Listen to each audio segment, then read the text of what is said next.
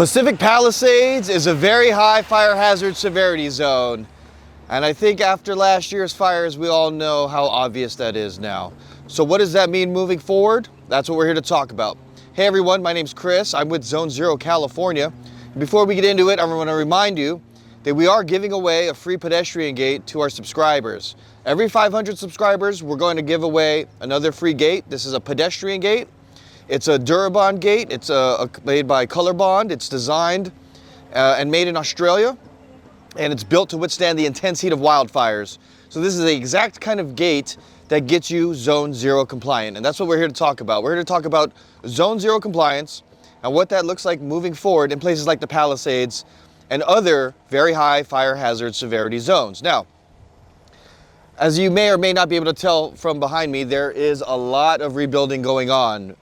Palisades was one of the hardest hit communities by the wildfires in 2025, bringing a renewed focus and attention on Zone Zero regulations.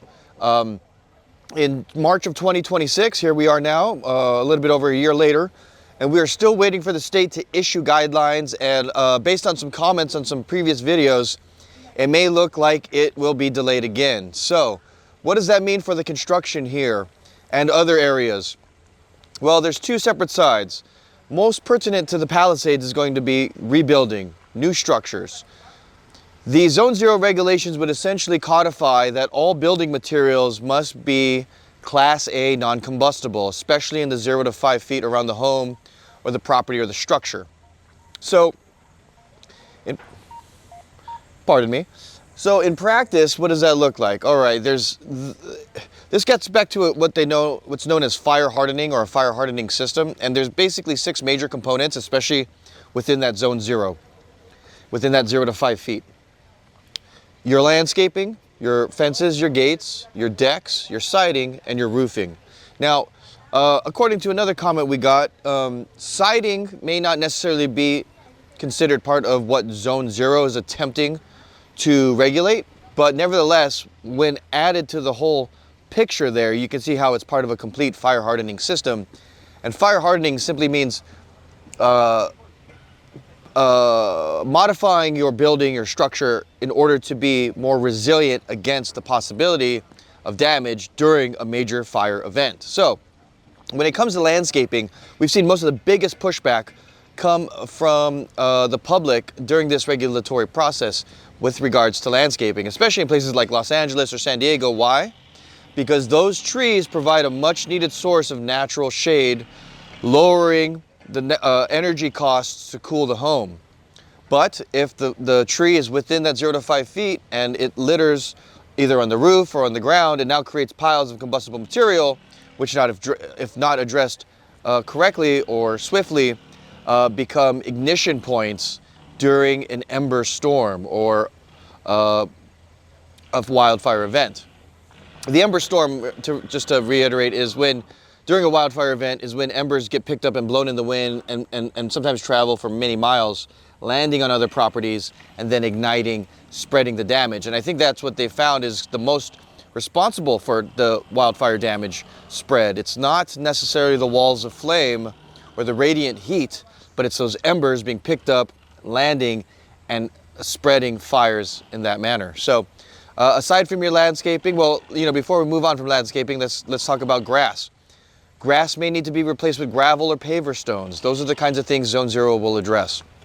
Of course, since nothing has been set in stone, it remains to be seen who or what will act as the enforcement of this once those regulations are finally published. We know insurance companies have essentially been the de facto regulatory arm, but after the final rules, we might expect state agencies to also pick up the slack or become more, enforce things more regularly and more forcefully. So fences and gates. Now, that's the next thing, right? And we know a wood fence or a gate can act as a fuse. Once it catches fire, the fire can travel and burn along that fence line, leading right up to the structure or spreading to other homes if they share a fence line. And we've seen many driving through all the communities, places like Agora Hills, for example. We've seen one fence line, one wooden fence run down an entire block, touching numerous homes. So Those are the kinds of things that will need to be replaced. Now, not all wood is created equal or is equally as harmful or will need to be replaced. There are certain hardwoods, like for example, Kayu Batu, that have been approved by CAL FIRE for use inside of Zone 0. So you can use those with fences or gates, but hardwoods are most commonly used when it comes to decking. And so if you have a deck or a patio with a wood railing and that wood is redwood, you may need to consider or be forced to change that out. Now, there's hardwoods, as I mentioned, and there's also composite materials like Trex or TimberTech brands that provide a number of non-combustible options. And so the next part of the fire hardening system here, obviously I mentioned siding. Now, when it comes to siding, it's going to heavily depend on the architectural style and period in which your home was built. Most homes I've seen have stucco or hardy board. Only homes like, for example, craftsman style homes in older parts of Los Angeles like Echo Park, Silver Lake, those homes definitely have wood siding. Now, again, someone commented that that may not be necessarily part of Zone 0, but it's certainly part of a home hardening system. And the final part of that system is your roofing. Now, most roofing material is most likely non-combustible, flame retardant.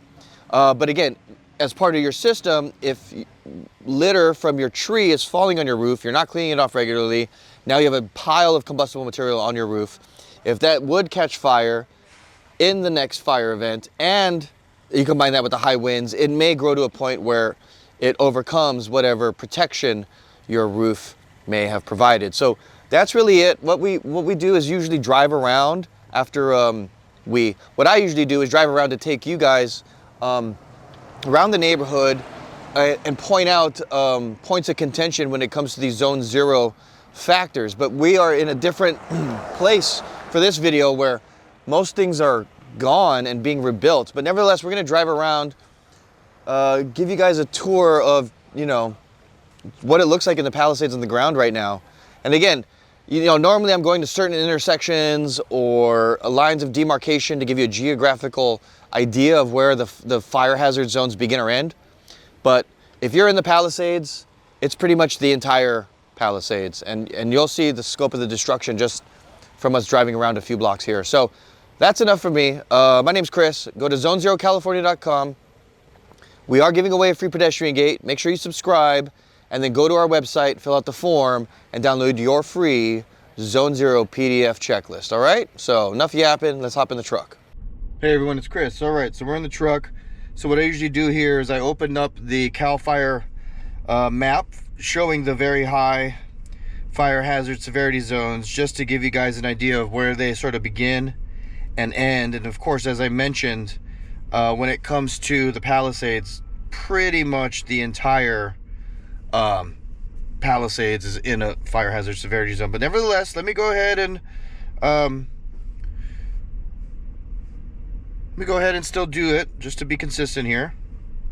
CAL FIRE maps. All right. And let's see here. Fire hazard severity zone. So I just Googled CAL FIRE maps, 2 words, CAL FIRE maps, 3 words, I guess. And it takes you to this page. So this is the map here, right? Let me kind of put it at an angle so you don't have too much glare. All right, so what I do is I zoom in here. And you can see Los Angeles, Santa Monica. And then as this comes into focus, you'll see this is all Palisades, Malibu, pretty much the entire Santa Monica mountain range.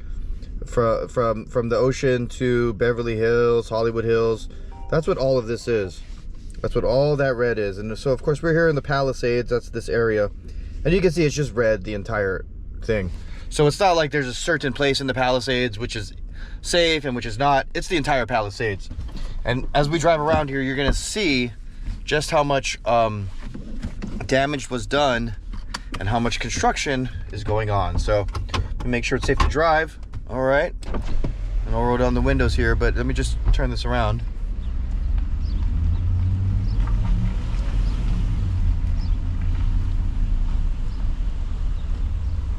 And it goes all the way. These used to all be homes, and now they're mostly just empty lots. You can see some rebuilding going on here. Lots of other lots still empty here. But here's some house. This one's being done, and the ones next to it yet to start. Here's a house that's made some good progress, and one that's just getting started. And of course, this side of the block completely empty. Completely empty over here. So this house may have been... Now it's also completely random what gets saved and what doesn't. Here's another one that's starting, but still plenty of empty lots, nowhere near beginning the work. So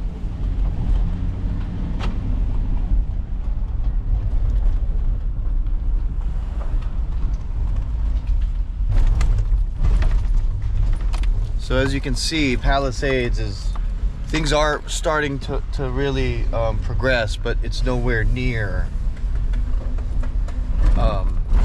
you know, I mean, we're just starting. We're barely a year out of this, and I'm sure most people would agree that they would hope the rebuilding could have started taking place much faster. So there's a lot of stuff going up, a lot more stuff yet to get started here.